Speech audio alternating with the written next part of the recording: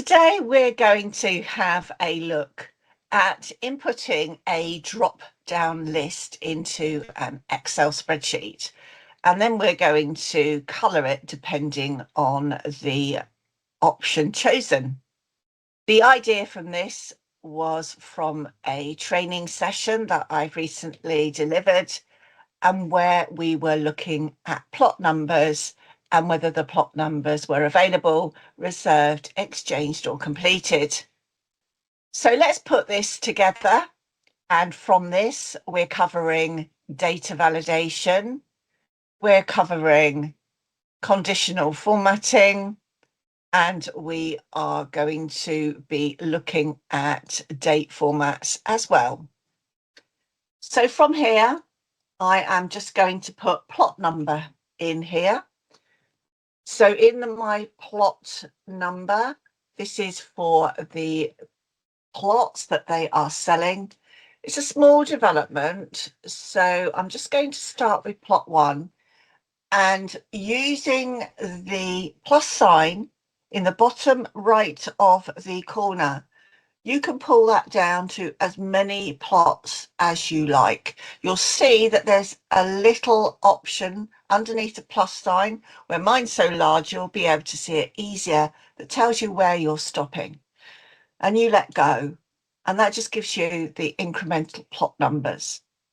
So Excel will take text with a number, and it will always add a 1 by default as an increment when it does this. You can click the little icon that comes up afterwards and make some different decisions, but we are going to leave it as that for now.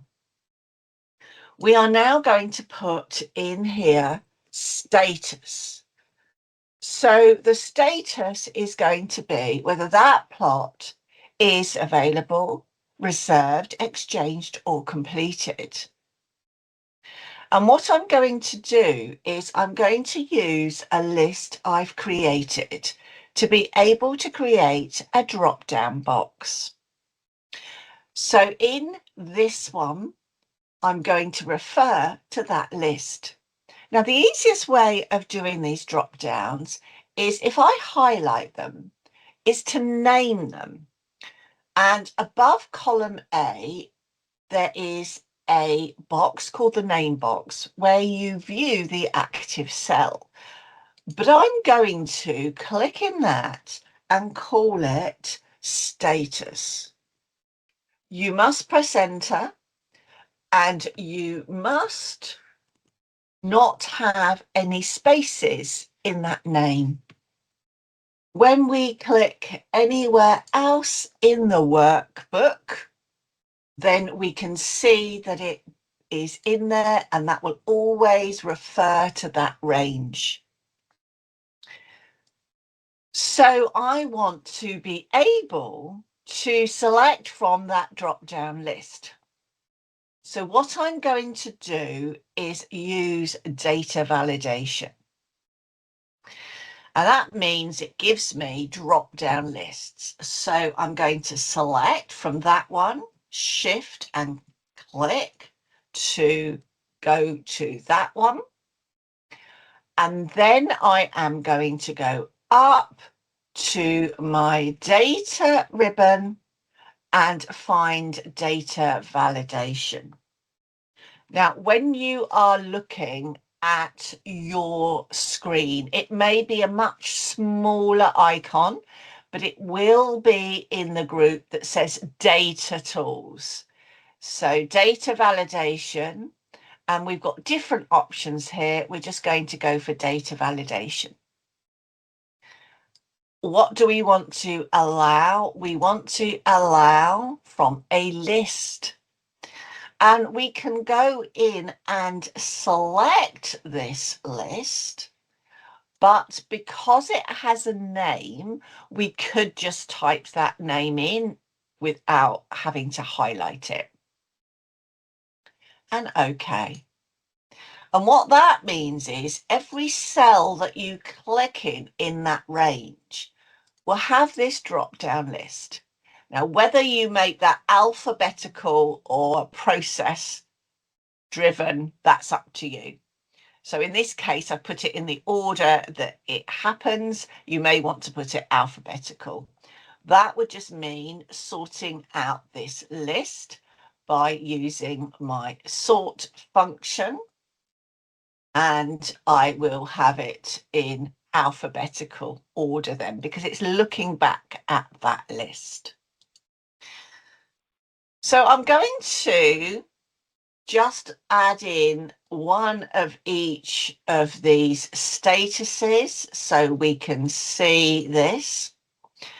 And then I'm going to select conditional formatting.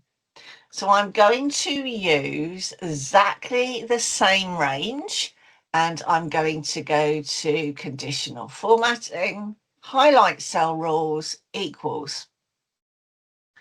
Now, you can have whatever colours you like, but I'm going to make it easy for myself to refer to this table so that everything is spelt correctly and is consistent. So let's have available is red, that's fine.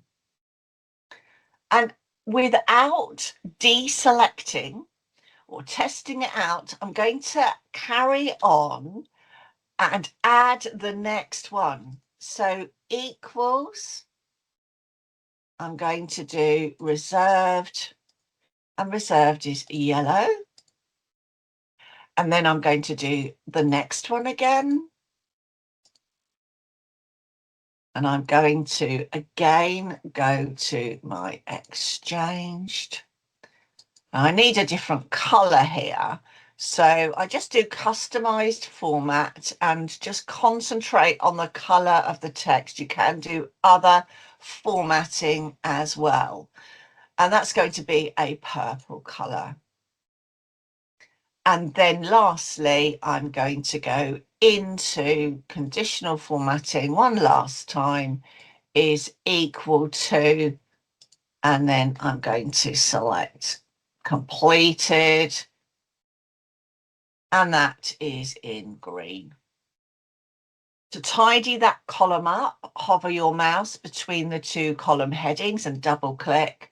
And if I now do any of these, this will, of course, give me the information that I need, and these are all available. And of course, as time goes on, you can change them to reserved, then you can change them to exchanged, and then completed. And of course, this makes it much easier to see how many of each status. And then we are going to have the date that happened, date of, and we're going to put a date in here. Now, to put today's date in the cell, which doesn't change, you can use control semicolon. Control semicolon is a really good shortcut key for putting today's date in. Please remember that when you look at a cell, you always look at this top box. This top box will help you see what format the cell is in. Sometimes people remove formats, they enter a date in or something like that, and it's seen as a number. Make sure that you have your format box correct, and then you won't get incorrect formats in your spreadsheet. See you next time.